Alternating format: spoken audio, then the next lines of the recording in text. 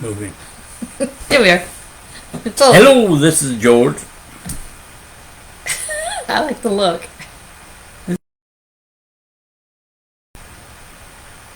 There we go. Hello, this is George and Bonnie. Oh, I'm Bonnie. Well, look at this. Okay, it'll get better. Hello, this is George.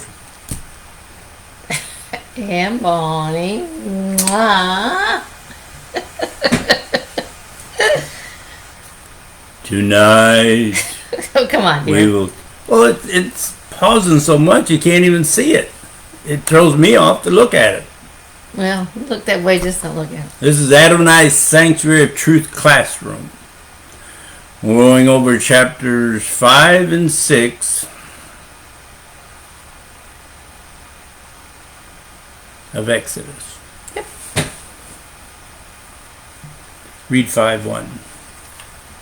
Okay, I can read little RV dreams. The beginner's guide to your company for the part-time and full-time RVer by Steve Anderson. Sorry. Accessibility feature, Kindle Assisted Reader. But first I need your permission to enable it. Would you like to turn it on? No. No problem. To listen to your Kindle books on Alexa, you can change the Kindle Assisted Reader setting in the accessibility section of your Alexa. Sorry, guys. Okay. Let's do this. 5:1. After that, Moses and Aaron came and said to Pharaoh, "Here is what Adonai, the God of Israel, says. Let my people go, so that they can celebrate a festival in the desert to honor me." Can't you just see because of the movies? Moses saying, "Let my people go." Adonai says, so they can celebrate me with a festival in the desert. Read 5:2. But Pharaoh replied, Who is Adonai that I should obey when he says, 'Let Israel go'? I don't know Adonai, and I also won't let Israel go." Here was this Egyptian pharaoh or king with his multiple Egyptian gods asking, "Who is Adonai?" You want me, the king, to obey this one God? The one I'd never heard of, and let Israel go? I don't know, never heard of, and I won't obey this God of yours. We have our own gods, and I won't let that Israel nation go. It seems the direct approach didn't work, so No. let's try to convince him we'll come back approach. Read 5:3. They said, "The God of the Hebrews has met with us. Please let us go 3 days' journey into the desert, so that we can sacrifice to Adonai our God. Otherwise, he may strike us with a plague or with the sword." Now when you hear about what Moses and Aaron went and told Pharaoh, do you think Pharaoh was really thinking, they're asking for a 3-day weekend? Okay, maybe 3 days out and 3 days back and a week to worship how or more. Like it's going to be like a 2-week vacation. Otherwise, they're telling me plagues and a sword. Mm-hmm. Think about that. One little statement. It became so true. Yeah, you're right. Did they get the plagues and the sword? Then Pharaoh's actions are more like he owned a factory than being the king. You're trying to take the people away from their jobs. Read 5:4, please. The king of Egypt answered them, "Moses and Aaron, what do you mean by taking the people away from their work? Get back to your labor." Get back to your jobs. The population is growing and you want them to take a week stoppage now? Never looked at it like that before. Pharaoh gives a ruling that gets so much attention when preachers and the movies fill our heads. Read chapter 5, verse 7 and 8. You are no longer to provide straw for the bricks straw for the bricks the people are making, as you did before. Let them go and gather straw themselves. But you will require them to produce the same quantity of bricks as before. Don't reduce it, because they're lazing around. This is why they are crying, let us go and sacrifice to our God. Tell the foremen and the slave masters to provide no more straw.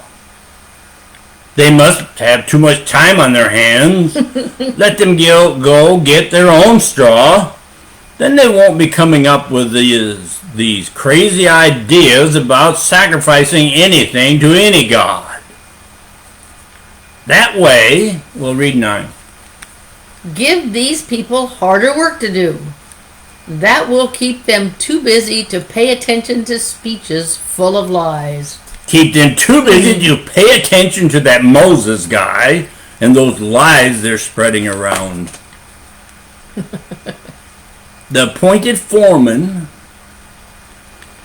and slave masters, well, the foremen of the people who were Hebrews themselves were kind of caught in the middle. Mm-hmm. Read 5:14, please.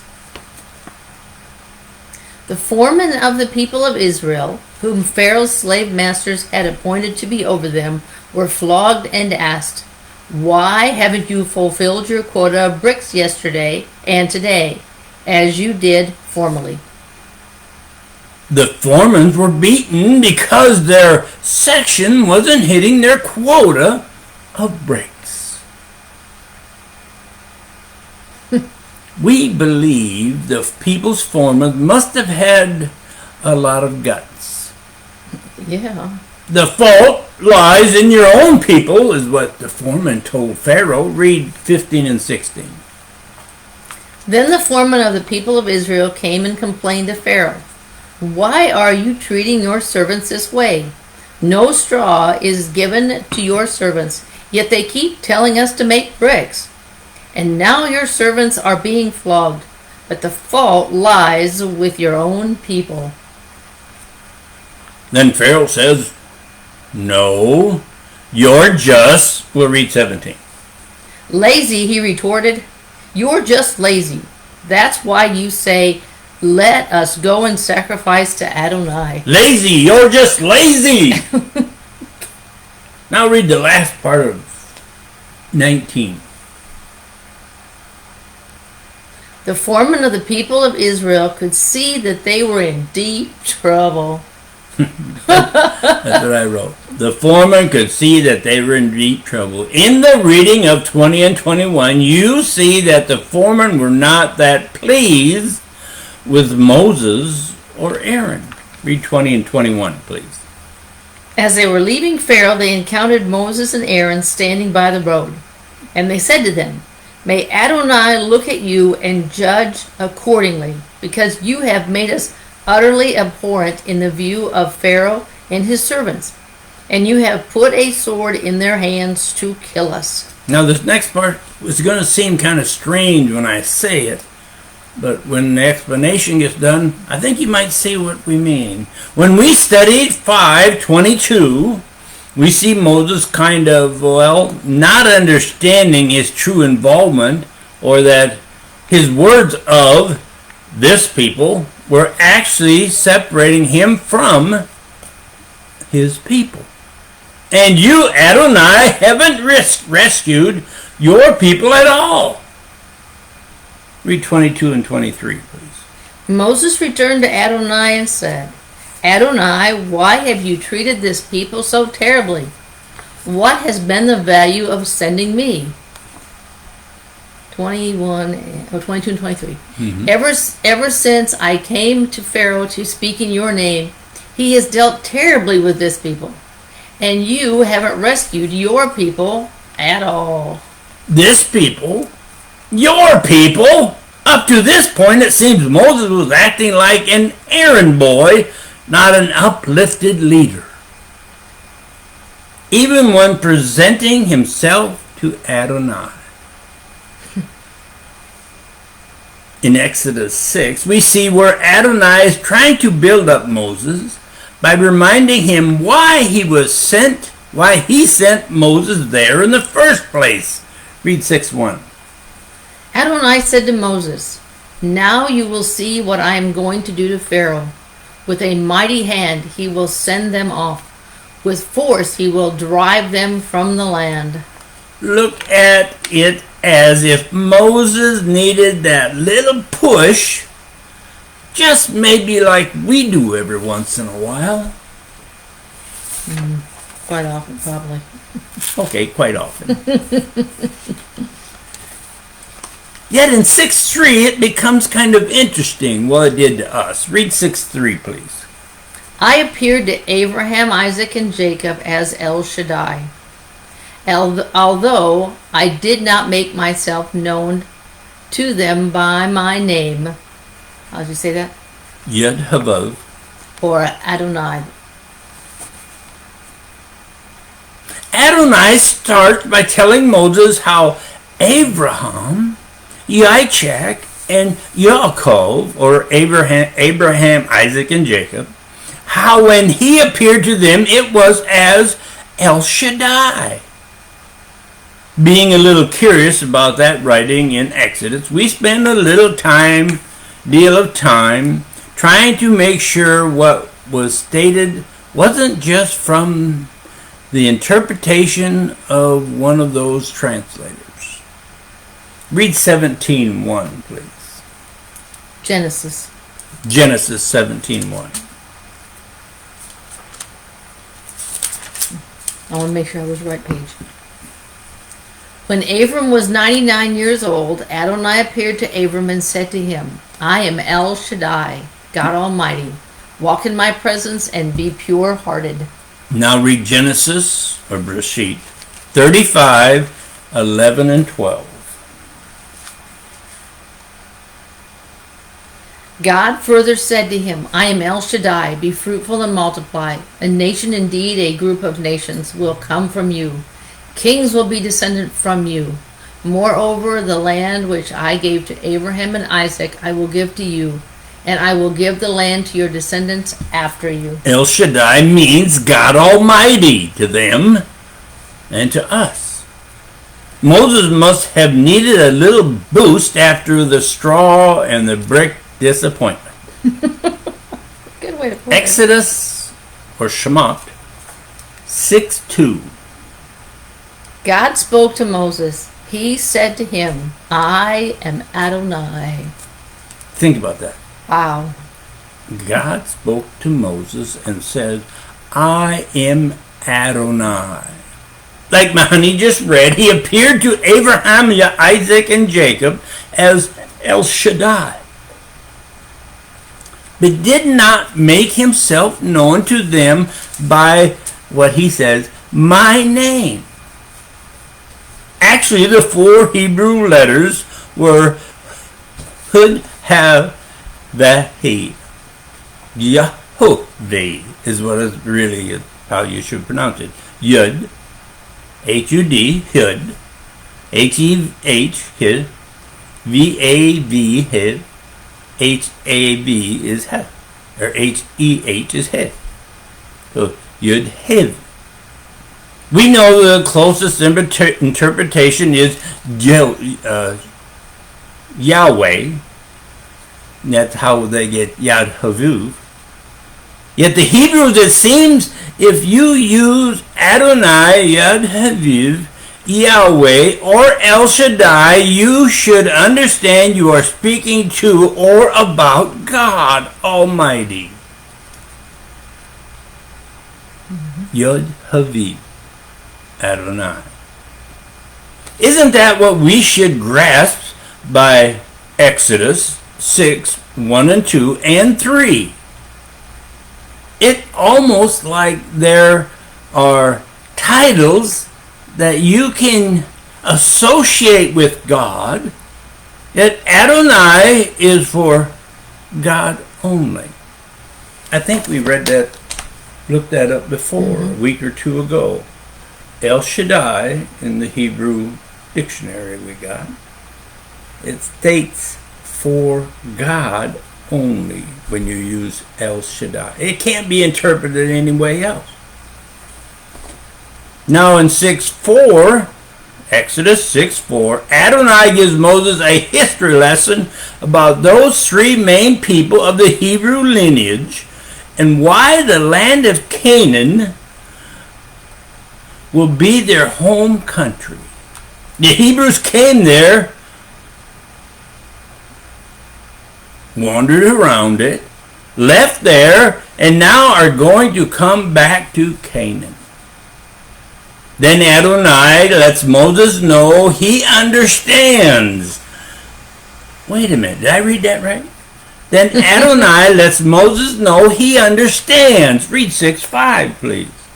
Moreover, I have heard the groaning of the people of Israel, whom the Egyptians are keeping in slavery, and I have remembered my covenant. Let's go back to Genesis, or Breshit, 15, verses 13 through 18. 13, sorry. Adonai said to Abram, know this for certain, your descendants will be foreigners in a land that is not theirs. They will be slaves and held in oppression there 400 years. But I will also judge that nation, the one who makes them slaves. Afterwards they will leave with many possessions. As for you, you will join your ancestors in peace and be buried at a good old age. Only in the 4th generation will your descendants come back here, because only then will the immores, I forgot what that is, be ripe for punishment. After the sun had set, and there was thick darkness, a smoking firepot and a flaming torch appeared, which passed between these animal parts. On that day Adonai made a covenant with Abram. I have given the land to your descendants, from the valley of Egypt to the great river, the Euphrates River. What does Tom say there? He didn't. Oh.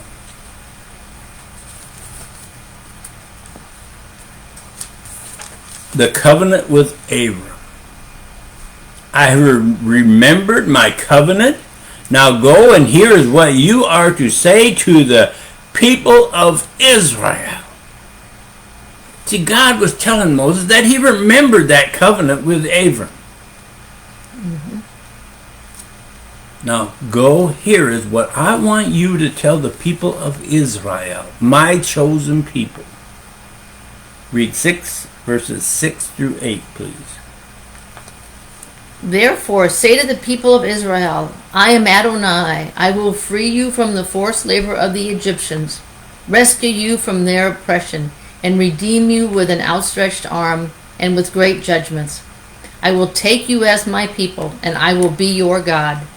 Then you will know that I am Adonai your God, who freed you from the forced labor of the Egyptians. I will bring you into the land which I swore to give to Abraham, Isaac, and Jacob. I will give it to you as your inheritance. I am Adonai. Moses is fired up now, going to the people and telling them what Adonai had just told them. Told him. Read 6:9. Moses said this to the people of Israel, but they wouldn't listen to him, because they were so discouraged and their slavery was so cruel. Think about it. They had lost faith with anything Moses or Aaron said. Mm-hmm. Looking at as an idle words. The only thing they saw was more discouragement and cruel slavery.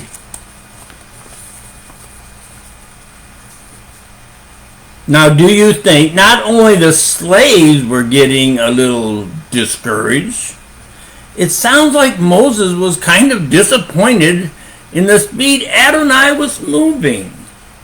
All the stuff he saw, and it seemed like he was getting discouraged on how fast Adonai was moving. Read 10 and 11, please. Adonai said to Moses, "Go in and tell Pharaoh, the king of Egypt, to let the people of Israel leave this land." 10 and 11. And 12.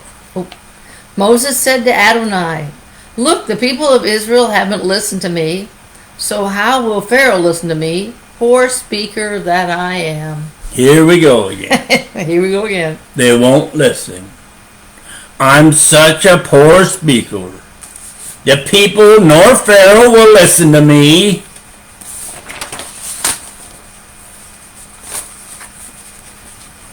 It doesn't say this, but do you think Moses was thinking of himself, thinking to himself, Adonai, maybe you picked the wrong person. You know, the wrong person for this job. I haven't been able to do the job very well. So, I'm going to remind him again, I'm not a good speaker. Then it sounds like Adonai has had it with those two. Read 13, please. But Adonai spoke to Moses and Aaron and gave them orders concerning both the people of Israel and Pharaoh, the king of Egypt, to bring the people of Israel out of the land of Egypt. I've never heard this before. This is really interesting. Adonai gave them orders. He didn't tell them that, I want you to go talk to the people. What my sweetie just read was he gave them orders. What's that? And we like how the complete Jewish Bible states that.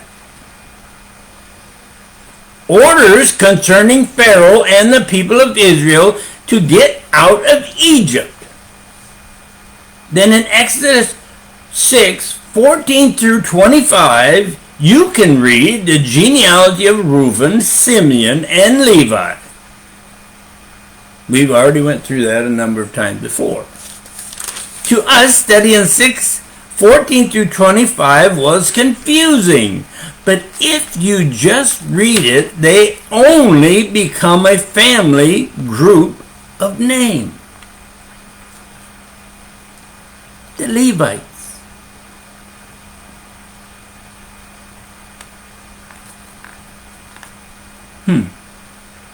Like we stated, that reading only mentioned 3 of Jacob's 12 sons. Right? Mm-hmm. Yet later the tribes will be stated.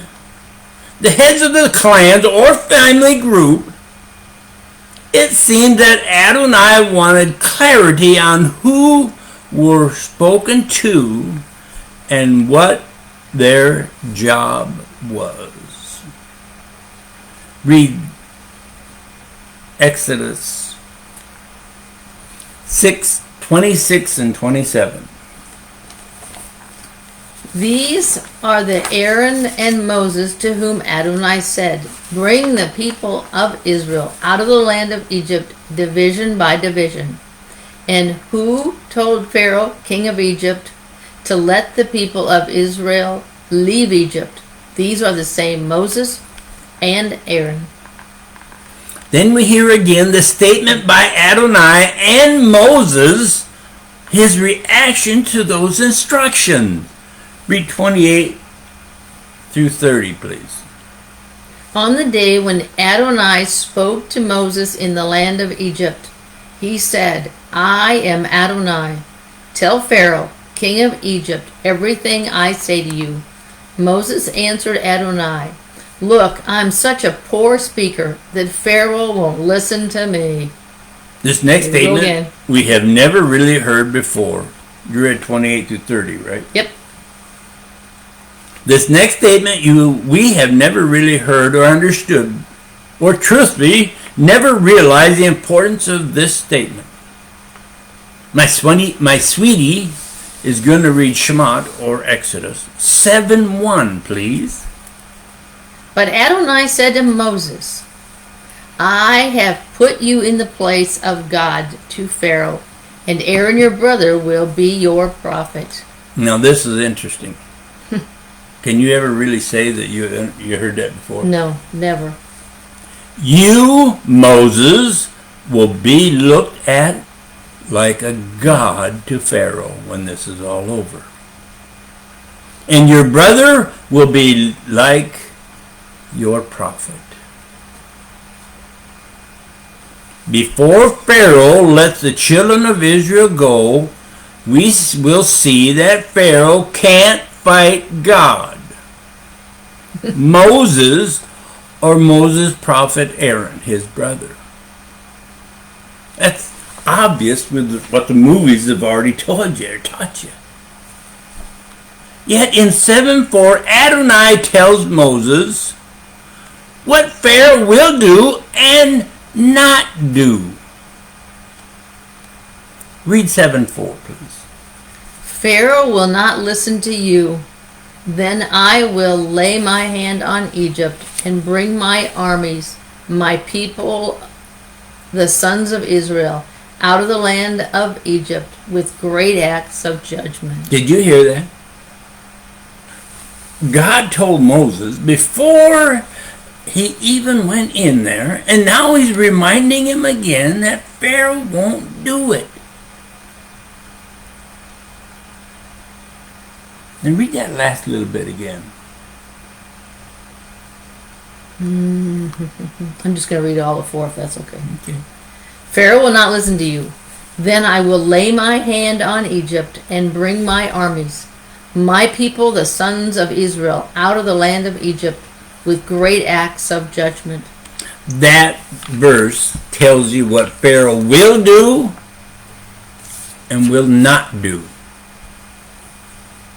We're going to find out more about that next week. And leave them hanging here till next Tuesday. Until next Tuesday. I hope the video is clearer than what our picture is. It'll be fine. Have fun. Thanks, guys, for joining us a little earlier. Sorry about the scheduling. That's okay. Have a great week. And we will see you next Tuesday. Hopefully. God bless. Bye.